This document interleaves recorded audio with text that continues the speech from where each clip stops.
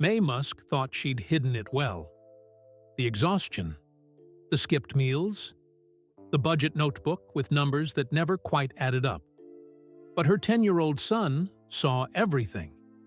He counted every sacrifice, every job, every moment she chose their survival over her own comfort. And for 40 years, Elon Musk carried those memories like a stone in his chest, until the day he could finally make it right. In May 2022, he called his mother with a cryptic request. "Come to the Tesla design studio. Don't ask questions." What happened next would bring decades of unspoken pain, impossible promises, and a debt that money could never truly repay, all crashing together in one overwhelming moment. This is the story of 5 jobs, 5 bedrooms, and a promise that a little boy made in the darkness of a Pretoria kitchen. Watching his mother collapse from exhaustion, a promise he would spend his entire life keeping. May Musk's fingers trembled as she sorted through the stack of bills scattered across her kitchen table. The afternoon sun filtered through the thin curtains of her rent-controlled apartment in Marina del Rey, casting long shadows across the overdue notices. At 74, she still worked, still had to work. The modeling jobs came less frequently now, and her dietitian consultations barely covered the monthly expenses. Her phone buzzed. Elon's name flashed on the screen. "Mom!" His voice sounded different. Tight. Emotional. "Darling, is everything all right?" May asked, setting down the electricity bill stamped with red letters. "I need you to come to the Tesla design studio tomorrow. 2 p.m. Don't ask me why. Just come." "Elon, I have a client. At 3? Cancel it. Please, Mom. This is important." May heard something in her son's voice she hadn't heard since he was a boy. Vulnerability. Her chest tightened. "All right, I'll be there." The line went silent for a moment. Then, "Thank you. And Mom? Wear something comfortable." The call ended before she could ask what he meant. The next day arrived with unusual warmth for May in California. May stood before her closet, wondering what comfortable meant to a man who wore the same black t-shirt every day. She chose a simple blue dress, elegant but practical, and her favorite silver earrings, a gift from her mother decades ago in Pretoria. The Uber driver dropped her at the Tesla design studio in Hawthorne at exactly 1:55 p.m. The building gleamed with glass and steel, so different from the cramped clinics where she'd spent her younger years. A receptionist with a kind smile directed her to the entrance where Elon was already waiting. He looked older than she remembered. When had the lines around his eyes deepened? When had gray begun threading through his hair? Her brilliant boy, now 50 years old, carrying the weight of empires on his shoulders. "Mom." He stepped forward and took both her hands. His palms were sweaty. "Elon, you're scaring me.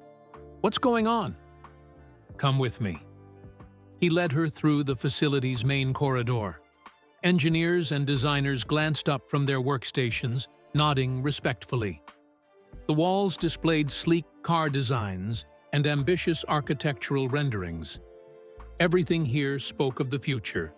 Clean, efficient, impossibly expensive. But they walked in silence until they reached a private conference room at the building's far end. Through the windows, May could see the Los Angeles skyline hazed with afternoon smog. A single glass table dominated the space. On it sat a large manila envelope, thick with contents. Elon closed the door. The sound of it clicking shut felt final. "Sit down, please," he said softly. May lowered herself into the leather chair, her heart hammering. "Elon, you're frightening me. Just tell me what this is about." He sat across from her, his hands clasped on the table. For a long moment, he simply looked at her. Really looked at her. His eyes, those same intense eyes that had watched her from his childhood bedroom in Pretoria, filled with tears.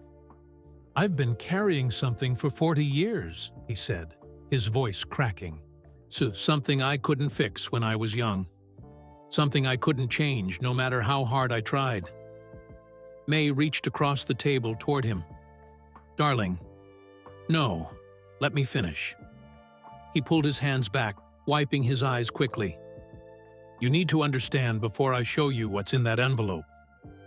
May's gaze shifted to the manila envelope. It seemed to pulse with significance, drawing her attention like gravity. "What's in there?" she whispered. "Everything," Elon said. "Everything I've owed you since I was 10 years old." "You don't owe me anything?" "Stop." The word came out sharper than he intended. He softened his tone. "Mom, please, for once in your life, just stop being so strong. Stop being so independent. Stop pretending that what you did wasn't extraordinary." Tears pricked May's eyes now. "Saham, what are you talking about?" Elon stood abruptly, pacing to the window. His reflection in the glass looked ghostly, translucent. "Do you remember Pretoria? 1981? The house on Waterkloof Ridge?" "Of course I remember." "Do you remember how many jobs you worked?" The question hung in the air like smoke. May felt her throat constrict. Those years, those impossible, exhausting years, she'd tried so hard to forget. "I did what I had to do," she said quietly. 5 jobs, Mom." Elon turned back to face her. "You worked 5 jobs to keep us fed, clothed, and in school. 5. Do you know what that did to me? Watching you leave at dawn and come home after dark? Seeing you eat our leftovers because you couldn't afford your own meal? Finding you asleep in your work clothes because you were too exhausted to even change? You were just a child. You shouldn't have noticed. But I did notice. I noticed everything." His voice broke completely now. "And I made myself a promise. I swore that if I ever made it, if I ever became successful, I would pay you back for every single sacrifice, every single hour, every single tear." May's hands flew to her mouth. Sobs built in her chest, decades of suppressed pain suddenly rising to the surface. Elon moved to the table and placed his hand on the envelope. "This is it, Mom. This is the promise I made to that 10-year-old boy who felt so helpless watching you suffer. This is me, finally, after 40 years, saying thank you." "I don't want your money, Elon. I've told you." "This isn't about what you want." His words were gentle but firm. "This is about what you deserve. What you've always deserved." He slid the envelope across the glass table. It made a soft whisper against the smooth surface. Mai stared at it. Her hands remained in her lap, trembling. "Open it," Elon said. "Please." "I'm afraid," she admitted. "Of what?" "Of this being too much. Of not being able to say no this time." A small smile crossed Elon's tear-stained face. "Good. Because you can't say no. Not anymore. I won't let you." May reached for the envelope with shaking fingers. The paper felt heavy, substantial. She looked up at her son one more time, seeing both the powerful billionaire the world knew and the frightened little boy she'd raised alone in a country that had given them nothing but hardship. "Before I open this," she said, "I need you to know something. You were never a burden. Not once. Not ever. You were my purpose." "And you," Elon whispered, moving to kneel beside her chair, "were mine. Everything I built started with watching you refuse to give up. You taught me that impossible is just a challenge in disguise." May's fingers found the envelope's seal. She hesitated one final moment, then tore it open. The sound of ripping paper seemed to echo forever in that quiet room. marking the end of 40 years of waiting and the beginning of something neither of them could have imagined. But before May could pull out the contents, Elon gently placed his hand over hers. "Wait," he said. "Before you see what's inside, you need to understand where it came from. You need to remember." May looked at him confused. "Remember what?" "Where it all started. Pretoria, 1981, the year everything changed. Pretoria, South Africa, March 1981. The alarm clock screamed at 5:30 a.m., shattering the pre-dawn silence. May's hand shot out from under the thin covers, slapping the button into submission. For a moment, she lay still, gathering the strength to face another day. Through her bedroom wall, she heard gentle breathing. Tosca, her youngest at 7 years old, slept on a mattress on the floor beside her bed. They couldn't afford a proper bedroom for her. Not anymore. May swung her legs out of bed, her feet finding the cold linoleum floor.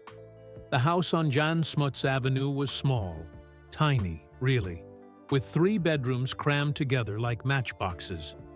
It was nothing like the spacious home she'd shared with Errol before the divorce, but it was hers. No one could take it from her, as long as she could pay the rent, 850 rand per month. The number haunted her dreams. She moved quietly through the dark hallway and past Elon's room where her 10-year-old son slept, past Kimball's room where her 8-year-old stirred beneath his blankets. In the kitchen, she clicked on the single overhead light. The bulb flickered twice before holding steady. Coffee. She needed coffee. But they were out. Again. She'd spent the last of her grocery money on school supplies for Kimball.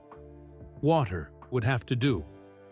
She filled a chipped mug from the tap and drank it standing at the sink, looking out at the darkness beyond the window. Somewhere out there, Pretoria was beginning to wake.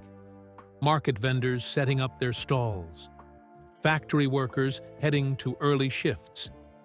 And her, May Haldeman Musk, 33 years old, about to begin her first job of the day. She dressed in her work clothes, a simple white blouse and navy skirt, her dietitian's uniform. Professional. Competent. And the clothes hid everything. The exhaustion, the fear, the gnawing hunger that had become her constant companion. At 6:15 a.m., she wrote a note for the children. "Breakfast in the cupboard. Elon, make sure Tosca eats. Love you. Mom." She placed it on the kitchen table, weighted down with a salt shaker, and stepped out into the cold Pretoria morning. The bus stop was 3 blocks away. She walked quickly, her heels clicking on the pavement. The number 47 bus arrived at 6:32 a.m. exactly. It always did. The driver, Mr. Naidu, nodded at her. He'd come to recognize her face over these past months, the tired woman who took the first bus every morning. "Morning, Mrs. Musk," he said. "Morning." She found a seat near the back and pressed her forehead against the cool window. The city rolled past, jacaranda trees beginning to bloom purple, houses with lights flickering on, lives beginning their daily rhythm. The Pretoria East Clinic sat on the corner of Duncan and Burnett Streets, a squat brick building that smelled of antiseptic and old coffee. May unlocked the front door at 7 a.m. sharp. She was always first to arrive. Her office was barely larger than a closet. A desk, 2 chairs, a filing cabinet stuffed with patient records. She hung her purse on the back of the door and settled in to review the day's appointments. 8 consultations scheduled. 8 people who needed her expertise on nutrition, diet planning, weight management. If she could keep all 8 appointments, she'd make 56 rand for the day. After taxes, maybe 45 rand. The math was simple and brutal. She needed to make at least 60 rand per day, 6 days per week, just to cover rent and basic utilities. That was 360 rand weekly. 1,440 rand monthly, but rent was 850. Groceries for 4 people, at least 400 rand if she was careful. School fees for 3 children, 600 rand per term, divided across 3 months, 200 rand monthly. Electricity, water, gas, another 200 rand. The total came to 1,650 rand per month. Her salary from the Pretoria East Clinic was 450 rand monthly. She had other clinics. The Hatfield Medical Center paid her 380 rand monthly for afternoon shifts. The Centurion family practice paid 290 rand for weekend work. That brought her to 1,120 rand, still short by 530 rand. At 8 a.m., her first patient arrived. Mrs. van der Merwe, struggling with diabetes. May smiled warmly, professionally, and guided her through a meal plan that would stabilize her blood sugar. She did not mention that she herself had skipped breakfast, and that she would skip lunch too. The morning passed in a blur of consultations. By 2 p.m., she was standing at the bus stop again, waiting for the number 12 that would take her across town to the Hatfield Medical Center. Her feet ached. She'd been standing for 6 hours straight. The afternoon shift at Hatfield ran from 3 p.m. to 6 p.m. 3 more hours of consultations, of smiling, of pretending she wasn't running on empty. By the time she finished, the sun was beginning its descent toward the horizon. But she wasn't done. On Tuesdays and Thursdays, she taught a nutrition class at Pretoria Technical College. The course ran from 7 p.m. to 9 p.m. She earned 180 rand per month for those 8 hours of teaching. On Mondays, Wednesdays, and Fridays, she had modeling sessions. Modeling at 33. Competing with girls 10 years younger. She'd been beautiful once, still was, if she could believe the photographers. High cheekbones, striking features, a regal bearing that drew the eye. But beauty didn't pay for school fees. Beauty didn't keep the electricity on. The modeling agency, Elite Models Pretoria, was located in a converted warehouse in Sunnyside. May arrived at 6:30 p.m., still wearing her dietitian clothes. She changed in a cramped bathroom that smelled of hairspray and desperation. Tonight's shoot was for Edgar's department store, their spring catalog. She would model casual wear, dresses, skirts, blouses that cost more than her weekly grocery budget. "May, darling!" The photographer, a heavy-set man named Peter, waved her over. "You're looking thin, wonderfully thin, very editorial." She was thin because she was starving. But she smiled and said, "Thank you." For 3 hours, she stood under hot lights, changing outfits, holding poses that made her back scream. Smile, turn, hold, click, smile, turn, hold, click. At 9:45 p.m., Peter handed her an envelope. 50 rand, as agreed. You're a professional, May. We'll call you for the next shoot. 50 rand for 3 hours of work. It was better money than the clinics, but it was unreliable. Some weeks she got 2 shoots, some weeks none. She took the bus home, the number 47 again, this time heading in reverse. Mr. Naidu was long gone, replaced by a night driver who didn't know her name. She arrived home at 10:30 p.m. The house was dark except for a single light in Elon's room. She opened the front door quietly, not wanting to wake anyone. But as she set down her purse, she heard movement, a shadow in the hallway. Elon stood in his doorway, wearing his pajamas. His dark eyes watched her with an intensity that made her breath catch. "Mom?" His voice was small. "Are you okay?" "I'm fine, sweetheart. Go back to bed." "You look tired."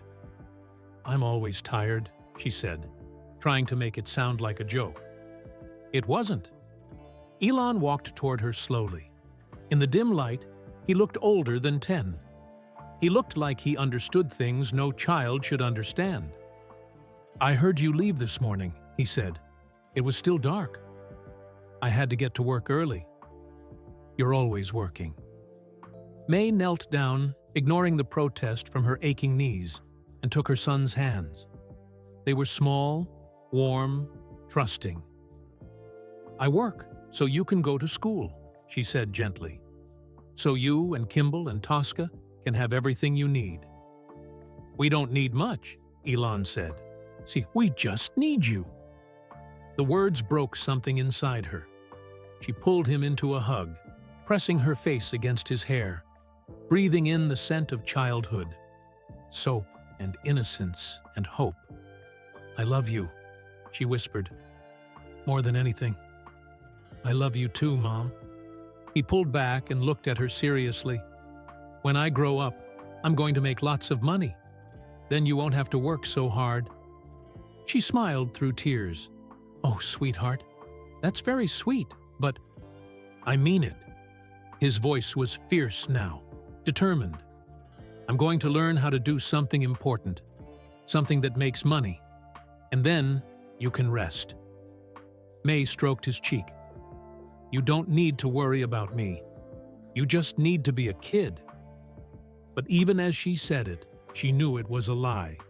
Elon was already worrying, already planning, on already carrying burdens too heavy for his small shoulders. She sent him back to bed and collapsed onto her own mattress, still wearing her work clothes. Sleep came instantly, heavy and dreamless. At 5:30 a.m., the alarm would scream again, and she would rise again. Because that's what mothers did. They sacrificed everything, asked for nothing, and prayed their children never truly understood the cost. But Elon understood. Even then, at 10 years old, watching his mother disappear before dawn and return after dark, he understood perfectly. And he made himself a promise, one he would carry for 40 years, through failures and successes, through poverty and wealth, until the day he could finally make it right. Pretoria, South Africa, June 1982. The bruises on Elon's face had faded to yellowish green, but the memory remained sharp as broken glass. May sat beside his hospital bed at Pretoria General, her hand gripping his, her other hand pressed against her mouth to stifle the sobs. "Mrs. Musk," the doctor said quietly. "The injuries are consistent with a fall down concrete stairs. He has a concussion, 3 cracked ribs, and significant facial trauma. He'll need to stay overnight for observation." "He didn't fall," May said through tears. "Boys from his school did this to him." The doctor's expression darkened, but he said nothing. Bullying was common, expected even, especially for boys like Elon, quiet, bookish, different. "The overnight stay will cost 120 rand, the doctor added. "The x-rays and treatment today were 180 rand. You can pay at the front desk."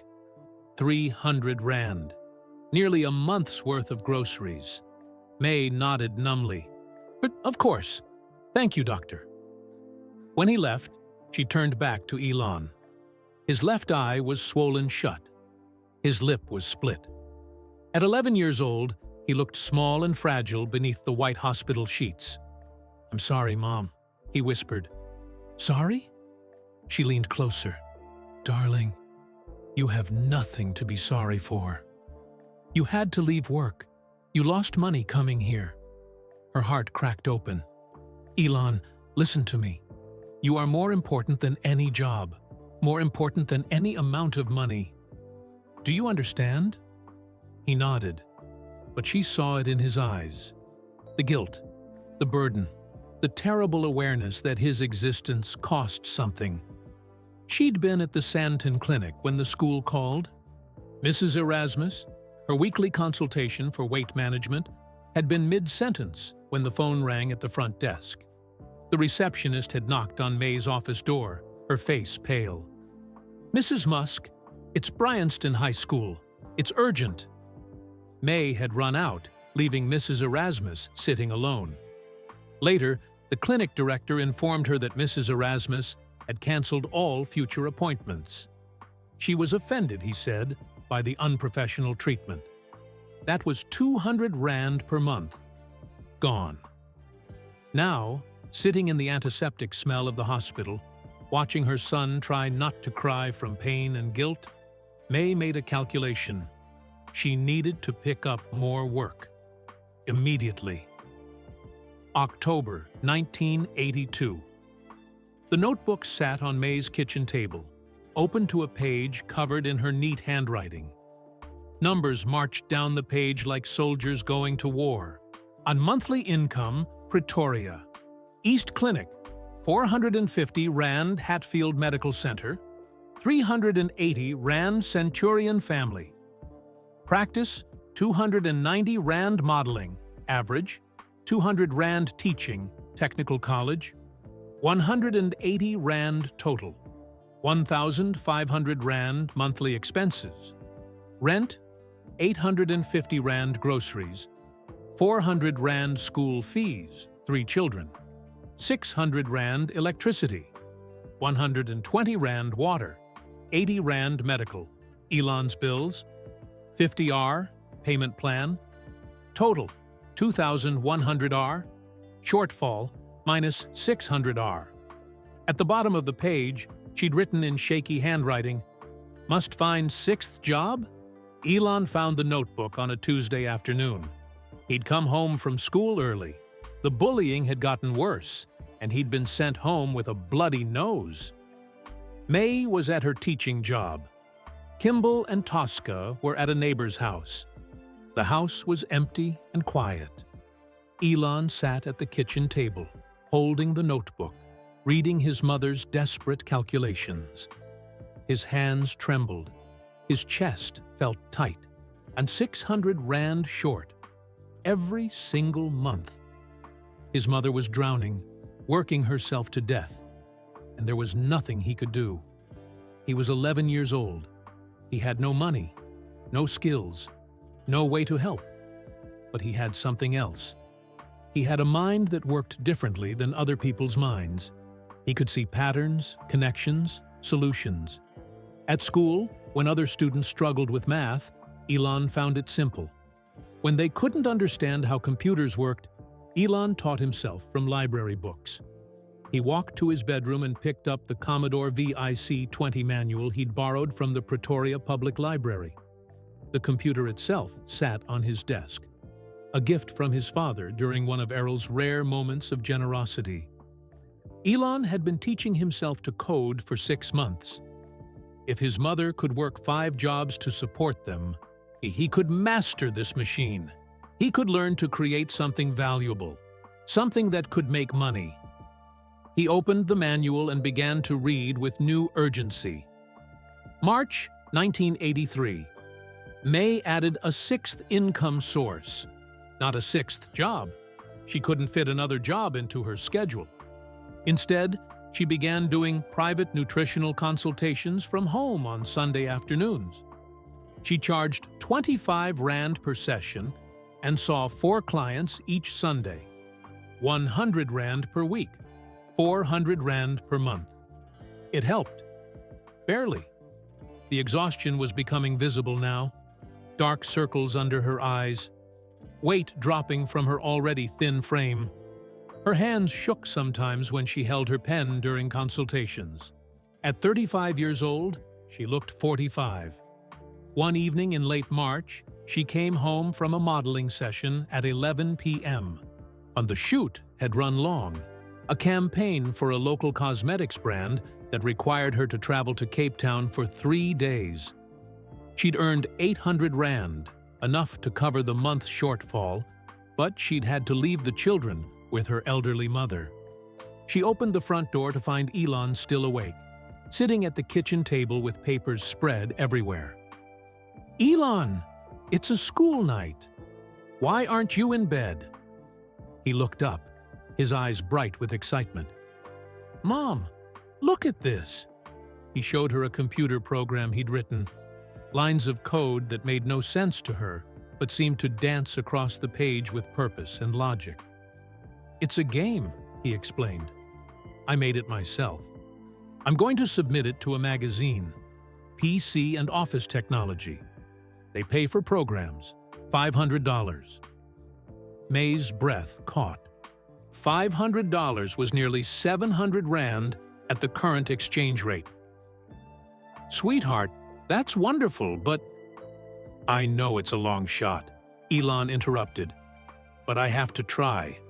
I have to do something to help." "You don't need to help. You need to study and be a child." "I can't just be a child," the words burst out of him. "Not when you're killing yourself. Not when you work until midnight and leave before sunrise. Not when you eat our leftovers because you can't afford your own food." May's legs gave out. She sank into the chair beside him, covering her face with her hands. "You weren't supposed to notice," she whispered. "How could I not notice?" Elon's voice cracked. "You're my mom. I see everything." They sat together in the small kitchen, mother and son, both carrying impossible weights. "I found your notebook," Elon admitted quietly. "Dude, the one with all the numbers. I know how much we're short every month. I know how hard you're working." "Elon—" "Let me help. Please, let me try to sell this program. Let me do something." May pulled him into a fierce hug. "You brilliant, beautiful boy. You don't understand. You already help me every single day just by being you, just by being smart and kind and strong. That's enough." But it wasn't enough for Elon. Not anymore. He submitted the program to PC and Office Technology magazine. 2 months later, in May 1983, they published it. The game was called Blaster, a simple space shooter that demonstrated remarkable coding skill for an 11-year-old. The check arrived in June. $500. 687 Rand. Elon gave it to his mother with trembling hands. May cried for an hour. On November 1984. The decision to leave South Africa came slowly. Then, all at once. The apartheid government was tightening its grip. Violence was escalating. The economy was collapsing. Elon's bullying at Bryanston High School had reached dangerous levels. And May, working 6 income sources, was barely surviving. She had 2,000 Rand in savings. It had taken her 2 years to save it. She sat the children down on a Sunday evening. Elon was 13 now. Kimball was 11. Tosca was 10. "We're leaving South Africa," she announced. "We're going to Canada." Elon's eyes widened. "When?" "As soon as I can arrange it. Maybe 6 months, maybe a year." "How will we afford it?" Kimball asked. May didn't answer immediately. Because the truth was terrifying. How she had 2,000 Rand, about $1,500 to start a new life for 4 people in a foreign country. It was insane. It was impossible. It was necessary. "We'll make it work," she said, with more confidence than she felt. "We always do." Elon nodded slowly. She saw something shift in his expression, a hardening, a determination. That night, after Kimball and Tosca went to bed, Elon came to her room. "Mom," he said quietly, "when we get to Canada, I'm going to work. Real work. I'm going to help pay for things. You need to focus on school. I can do both." His voice was steel wrapped in youth. "I'm not going to watch you kill yourself in a new country the way you killed yourself here. I'm going to be different. I'm going to build something. Something big enough that you never have to work like this again." May looked at her 13-year-old son and saw a man who understood sacrifice, a man who would carry this burden for the rest of his life. "You don't have to save me," she whispered. "Yes, I do," Elon said, "because you saved me first." Montreal, Canada, June 1989. They arrived in Montreal with 2 suitcases and $1,400. The flight had cost $600 total. The apartment May found was in a rough neighborhood near Rue Saint-Denis. $600 per month. 1 bedroom. They would all sleep in the same room until she could afford something better. And just like in Pretoria, May began again. Dietitian work at a local clinic, modeling jobs with Montreal agencies, teaching nutrition at a community college, private consultations, research work at McGill University. 5 jobs, again. Elon, now 17 and attending Queen's University in Ontario on a partial scholarship he'd fought desperately to earn, worked 3 part-time jobs while studying physics and economics. He sent money home every month. Not much, $50, sometimes $75, but he sent it faithfully. One night, standing at the window of their cramped Montreal apartment, watching his mother return from her 3rd job of the day at 9:30 p.m., Elon whispered a vow to himself. "One day, Mom, one day, I'll make enough that you never work again. I swear it. On everything I am and everything I'll become, I swear it." The promise settled into his bones like marrow, becoming part of him, driving him forward through every failure, every setback, every impossible challenge. He would not forget, and he would never forget. Palo Alto, California. September 1995. Elon lasted exactly 2 days at Stanford University's PhD program in applied physics and materials science before he dropped out. 2 days of sitting in lectures while the internet revolution exploded around him. 2 days of watching the world change while he studied theory. He called his mother from a payphone outside the engineering building. "Mom, I'm leaving Stanford." Silence on the other end. Then, "Elon, you just got there. You worked so hard for this." "I know, but there's something bigger happening. The internet. It's going to change everything, and I can't study it. I need to build it." More silence. He could hear her breathing, could imagine her standing in her New York apartment where she'd moved for better modeling work. She was 47 now, still working. Still beautiful, still exhausted. "Do what you think is right," she finally said. "You always do." "Mom, I need to ask you something." He gripped the phone tighter. "I need to borrow money. $28,000. Kimball and I want to start a company. I'll pay you back. With interest, I promise." He heard her sharp intake of breath. $28,000. She'd been saving it for years. Retirement money, security money, emergency money. "Of course," she said without hesitation. "When do you need it?" "Mom, are you sure? This is your savings?" "Elon, listen to me. I believe in you. I've always believed in you. Take the money. Build something extraordinary." He hung up the phone with tears in his eyes and rage in his chest. Rage at himself for needing to ask. Rage at a world that had forced his mother to work herself to the bone. Rage that even now, even with her savings on the line, she gave without question.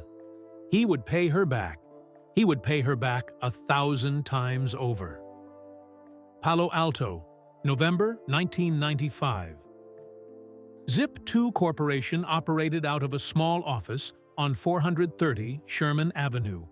Elon and Kimball rented it for $1,400 per month, money from their mother's savings. They built software that helped newspapers create online city guides.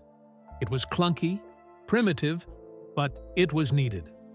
Elon slept in the office, not because he couldn't afford an apartment, though he barely could, but because every dollar saved was a dollar closer to paying his mother back. He showered at the YMCA on Embarcadero Road. Cost $3 per visit. He went every other day to save money. He ate one meal daily at McDonald's.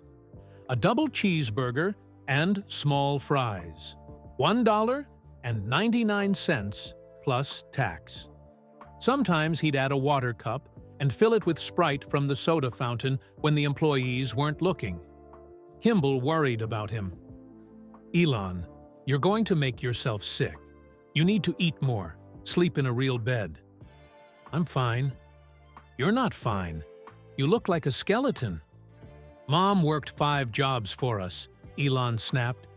"I can skip a few meals to build a company." The comparison silenced Kimball. They both carried the same weight, the same memories, the same guilt. At night, lying on the floor of the office with his jacket as a pillow, Elon thought about Pretoria, about finding his mother's budget notebook, about watching her leave at dawn and return after dark, about the hospital visit that had cost 300 Rand they didn't have. Every sacrifice had been documented in his memory like lines of code. He could recall exact dates, exact amounts, exact moments when his mother had chosen their survival over her own comfort. The debt was mounting in his mind. Not a financial debt, something deeper, a moral obligation, a cosmic imbalance that needed correction.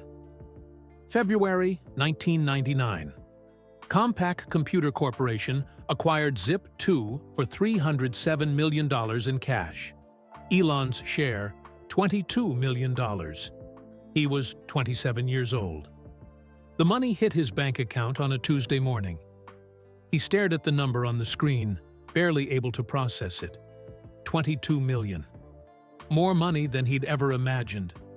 His first call was to his mother. "Mom, we sold the company." "Oh, Elon, congratulations, darling." "My share is $22 million. Silence. Then a sound that might have been a gasp, or a sob, or both. "Mom, you don't have to work anymore. I'm buying you a house. I'm setting you up. You're done. You never have to worry about money again." "Elon, that's very sweet, but—" "No buts. This is happening. Where do you want to live? New York? California? I'll buy you whatever you want." "Sweetheart, I appreciate it, but I'm not ready to retire. I like working. Modeling keeps me active. My dietitian work helps people. I'm not done yet." The words felt like a punch to his chest. "Mom, you're 51 years old. You've worked yourself to death for 40 years. Let me take care of you." "I don't need to be taken care of. I need to live my life on my terms." "But, Elon!" Her voice was firm now. "I love you. I'm proud of you. But this is my decision. When I'm ready to stop working, I'll stop, not before." He wanted to scream, wanted to force her to accept help, wanted to make her understand that she'd earned the right to rest. But he couldn't. Because that same stubborn independence that frustrated him now was the same quality that had kept them alive in Pretoria. "Okay," he said quietly, "but I'm setting up an account for you. $2 million, just in case. Just so you have it, if you need it." "Elon, it's not negotiable, Mom. I'm doing it whether you touch it or not." She sighed. "You're as stubborn as I am." I learned from the best. After they hung up, Elon sat alone in his new office. A real office now, with a desk and a chair and windows overlooking Silicon Valley. And made a silent vow. The $2 million wasn't enough. It would never be enough. He needed to do more. Build more. Earn more. And until he could give her something so overwhelming that she couldn't refuse. March 2000, Elon founded X.com, an online banking company with $10 million of his own money. He worked 18-hour days, 7 days per week. His girlfriend complained she never saw him. He broke up with her. Romance was a distraction. His mother called every Sunday. She was still modeling, still working as a dietitian, still independent, still stubborn, still refusing his help. It drove him crazy. "How are you, darling?" she'd ask. "Busy, building the future of banking?" "Don't forget to eat." The irony wasn't lost on him. She'd starved herself to feed him. Now he was starving himself to build an empire that could feed her. "I eat, Mom." "Properly? 3 meals?" "Yes." Lie. He ate when he remembered, which was rarely. You sound tired." "I'm fine." "Elon, you don't have to work so hard. You already have money. You could relax." "I can't relax." The words came out sharper than intended. "Not until I've built something big enough. Something that matters." "Big enough for what?" "For you," he wanted to say. "Big enough to repay everything you sacrificed. Big enough to make up for 40 years of 5 jobs and empty stomachs and sleeping in work clothes because you were too exhausted to change." But he couldn't say it. Because she'd tell him he didn't owe her anything. That she'd chosen to sacrifice. That it was a mother's love, not a debt. He disagreed. Love created the deepest debts of all. October 2002, eBay acquired PayPal, the company that emerged from X.com after a merger and pivot, for $1.5 billion. Elon's share, $180 million. And he was 31 years old and one of the richest people in Silicon Valley. The first thing he did was try again with his mother. "Mom, I have enough money now to support you forever. Please, let me do this." "Elon, I'm 60, not 90. I'm still working because I want to work." "You've earned the right to stop, and I've earned the right to choose when I stop." Her voice softened. "Darling, I know what you're trying to do. I know you think you owe me something, but you don't. Everything I did because I wanted to, because you were worth it. All 3 of you were worth it. You almost killed yourself. But I didn't. I survived. We all survived. And look at you now. Look at what you've accomplished. That's my payment, Elon. Watching you succeed. And that's all I ever wanted." The conversation ended with both of them frustrated and neither satisfied. Elon invested his money into 2 new companies, SpaceX, to make humanity a multiplanetary species, and Tesla Motors, to accelerate sustainable transport. Both companies nearly destroyed him. December 2008, SpaceX had failed 3 times to reach orbit. 3 rockets, 3 explosions, $300 million gone. They had 1 rocket left, 1 final chance. Tesla was bleeding money, weeks from bankruptcy. The 2008 financial crisis had frozen all investment capital. No one wanted to fund an electric car company run by a PayPal guy. Elon stood in the SpaceX factory in Hawthorne at 3 a.m., staring at the Falcon 1 rocket being prepared for its 4th launch attempt. He'd put every penny he had into these companies. If they failed, he'd be bankrupt. His phone rang. His mother. "Elon, it's late. Is everything okay?" He almost laughed. Is everything okay? He was about to lose everything. "I'm fine, Mom. Just working. I read the news about SpaceX, about Tesla. Are you really okay?" "Yes." Another lie. "Do you need help? I have some savings." "No." The word came out like a gunshot. "Absolutely not. You keep your money." "But if you're struggling..." "Mom, I will figure this out. I always do.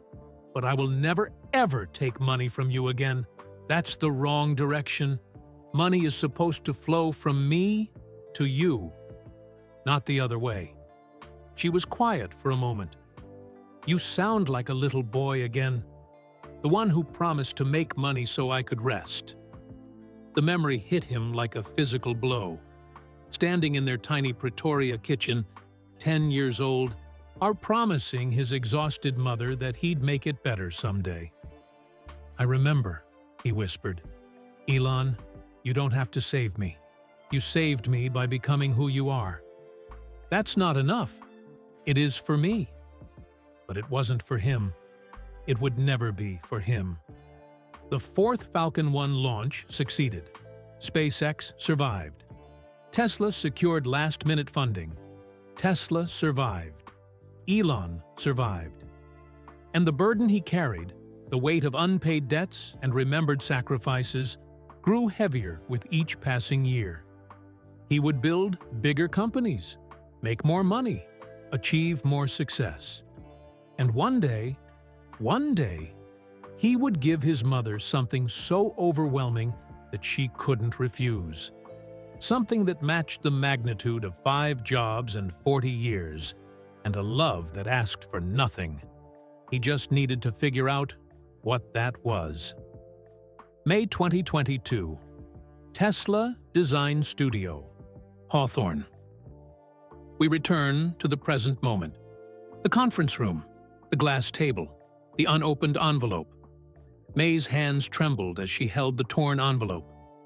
Elon knelt beside her chair, his own hands covering hers, steadying them. "I figured it out, Mom," he said softly. "After 40 years, I finally figured out what to give you." "Elon, you don't need to give me anything." "Stop." He squeezed her hands gently. "Just this once. Let me finish. Let me do this." May nodded, tears already streaming down her face. "Do you remember 1983?" Elon asked. "When those boys hurt me at Bryanston High? When they threw me down the stairs?" "Of course I remember. You were at the Santon Clinic. You left Mrs. Erasmus in the middle of her consultation. You ran to the hospital without thinking twice. You were hurt. You're my son. Of course I came. You lost that client. Mrs. Erasmus canceled all her future appointments. That was 200 Rand per month. Do you remember that?" May's brow furrowed. I don't think I ever knew that." "The clinic director told you later, but you were so worried about me that it didn't register. But I heard. I was lying in that hospital bed, and I heard the nurse mention it to another nurse. 200 Rand per month, gone. All because she ran out on a client." Elon's voice cracked. "I was 11 years old, Mom. 11, and I was lying there thinking, I cost my mother 200 Rand per month. My existence costs money. My problems cost money. I am a burden." "No," May started, but Elon held up his hand. "Let me finish, please." He took a shaking breath and continued. "I carried that with me. Not just that incident, but all of it. Finding your budget notebook with the shortfall calculations, watching you leave before dawn, seeing you eat our leftovers, counting every single sacrifice, every single hour you worked, every single penny you should have had, but gave up for us." He reached into his jacket pocket and pulled out a worn, faded notebook. May gasped. It was her budget notebook from 1982, the one with her desperate calculations. "You kept it," she whispered. "I kept everything, every memory, every number, every sacrifice." Elon opened the notebook to a page covered in her handwriting. "Look, right here. Must find 6th job? You wrote that at the bottom. Like it was even possible to work more than you already were." May covered her mouth, sobbing now. "I was 12 when I found this, and I made a promise to myself. I swore that if I ever made it, if I ever became successful, I would calculate every hour you worked, every dollar you sacrificed, and I would pay it back. With interest, with everything you deserved." He slid the envelope toward her again. "Open it now, please." With trembling hands, May reached inside and pulled out a thick document. The first page was a property deed. Her eyes scanned the words. 6,500 square foot oceanfront residence, Manhattan Beach, California. Purchase price, $18,500,000. Owner, May Musk. I don't understand, she whispered. Keep reading, Elon said. She turned the page. There was a letter in Elon's handwriting, messy, urgent, emotional. Mom, this house has 5 bedrooms. 1 for each job you worked when I was 10 years old in Pretoria. 1 for the Pretoria East Clinic. 1 for Hatfield Medical Center. I'd 1 for Centurion Family Practice. 1 for your modeling work. 1 for your teaching at the technical college. 5 bedrooms for 5 jobs. So you can finally rest in every room where you once worked yourself to exhaustion. But that's not all. In the master bedroom of your new home, you'll find 5 additional envelopes. I want you to go there today. Right now. I'll drive you. And when you open those envelopes, you'll find the real gift. Each envelope contains a check for $2 million. That's $10 million total. I calculated every hour you worked from 1981 to 1989, your Pretoria years and early Canada years. I calculated what you should have been paid if you'd worked 1 normal job at a fair wage instead of 5 jobs at poverty wages. Then I compounded it at 8% annual interest from then until now. The number came to $9,847,000. And I rounded up to $10 million because no calculation could ever capture what you actually gave. Each check represents 1 of your 5 jobs. Each one is labeled Check 1 for the Pretoria East Clinic, 6 a.m. to 2 p.m. shifts. Check 2 for Hatfield Medical Center, 3 p.m. to 6 p.m. shifts. Check 3 for Centurion Family Practice, weekend shifts. Check 4 for modeling work, evenings, standing for hours in pain. Check 5 for teaching nutrition, 2 nights per week, exhausted. The house is yours. The money is yours. And this time, Mom, you cannot refuse. Because this isn't charity. This isn't generosity. This is payment. This is what you earned 40 years ago and never received. You worked 5 jobs so 3 children could eat, sleep, and dream. Now I'm giving you 5 bedrooms so you can finally rest. I love you more than rockets, and more than cars, more than Mars, more than every star in the sky that SpaceX will help us reach. You worked 5 jobs to keep me alive. I built 5 companies to make this possible. Zip2, PayPal, SpaceX, Tesla, the Boring Company. Everything I built was because a woman who worked 5 jobs taught me that impossible is just a word that people use before they figure out how to do it anyway. Thank you, Mom, for everything. Your son, Elon. May couldn't breathe, couldn't speak. The letter fell from her hands onto the table. Her entire body shook with sobs. 40 years of exhaustion, sacrifice, and unacknowledged pain pouring out all at once. Elon wrapped his arms around her, and for the first time in decades, he felt the weight begin to lift. The debt recorded in his bones since childhood. The promise whispered in dark Pretoria nights, and the burden carried through failures and successes. You remembered everything, May finally choked out. Every single thing. Elon's voice broke completely. Every time you came home at midnight, every time you skipped meals, every time you chose us over yourself. I kept count, Mom. For 40 years, I kept count. There was never a debt. There was always a debt. He pulled back to look at her. Love creates debts, the deepest ones, the ones that can't be ignored or dismissed. You gave me everything when you had nothing. Now I have everything, and I'm giving it back to you. May shook her head, tears streaming. You were never a burden. None of you were burdens. You were my purpose, my reason for getting up every morning. And you were mine, Elon whispered. Everything I built, every company, every impossible project. I built it because a woman who worked 5 jobs showed me what real strength looks like. You gave me permission to dream by refusing to give up. He stood and held out his hand. Come with me.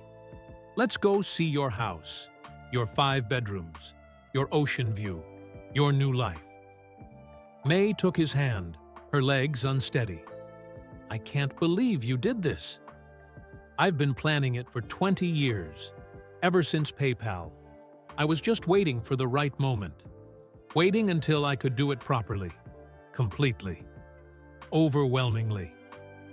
They walked out of the conference room together, past the engineers who pretended not to notice May's tears, through the Tesla facility, and out into the brilliant California sunshine. A white Tesla Model X waited in the parking lot, a massive red bow on the hood. One more thing, Elon said, handing her a set of keys. This is for actually getting to your new house. Because, Mom, you're done taking buses. You're done with tiny apartments. You're done with anything less than what you deserve. May stared at the car, then at her son, then back at the car. You're insane. I learned from the best. He smiled through tears. You were the one who took 4 people to Canada with $1,400 and somehow made it work. I'm not insane. I'm just your son. Manhattan Beach, 2 hours later. The house sat on the Strand, the exclusive beachfront walk where the Pacific Ocean kissed the California coast. White exterior, floor-to-ceiling windows, a private deck overlooking the water. Elon led his mother through the front door. The interior was stunning. Hardwood floors, modern furniture, art on the walls. But May barely noticed, so she was counting doorways. First bedroom, Elon said, pointing. The Pretoria East Clinic room, where you worked 6 a.m. to 2 p.m. every day for years. They walked down the hall. Second bedroom, the Hatfield Medical Center room, 3 p.m. to 6 p.m. shifts, 6 days a week. Further down the hall. Third bedroom, Centurion Family Practice, weekend work when you should have been resting. Around a corner. Fourth bedroom, modeling room, evening shoots, where you stood for hours in uncomfortable shoes, competing with women half your age. Finally, they reached the master bedroom. Elon opened the double doors. The room was enormous, bigger than their entire Pretoria house had been. A king-sized bed, a sitting area, windows overlooking the ocean where waves rolled endlessly toward shore. On the bed sat 5 envelopes, and each one labeled exactly as the letter had described. Fifth bedroom, Elon said quietly, for teaching nutrition at the technical college. Tuesday and Thursday evenings, 7 p.m. to 9 p.m., when you were already exhausted from 2 other jobs. May walked slowly to the bed. She picked up the first envelope. Check 1, for the Pretoria East Clinic, 6 a.m. to 2 p.m. shifts. She opened it. Inside was a check for $2 million, made out to her, signed by Elon, dated today. She opened the second envelope, another check for $2 million. The third, the fourth, the fifth, $10 million. Sitting on a bed in a house worth $18 million. All hers, all earned, all deserved.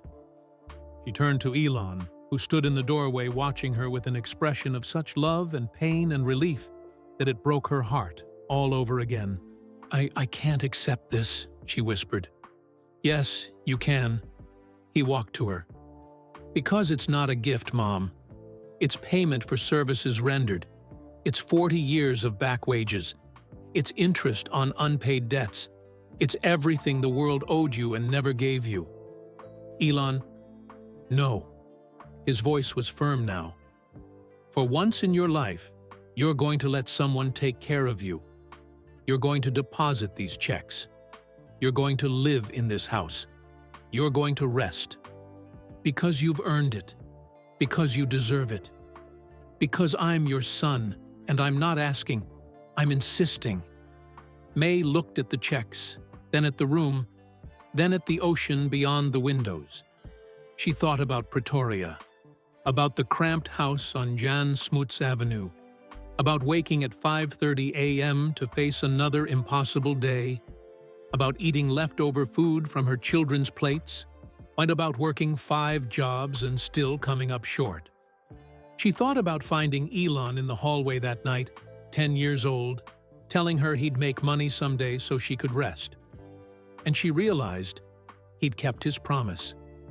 A little boy, watching his mother struggle, had grown into a man who refused to forget, who counted every sacrifice, who carried every burden, who built empires with one purpose, to repay an impossible debt.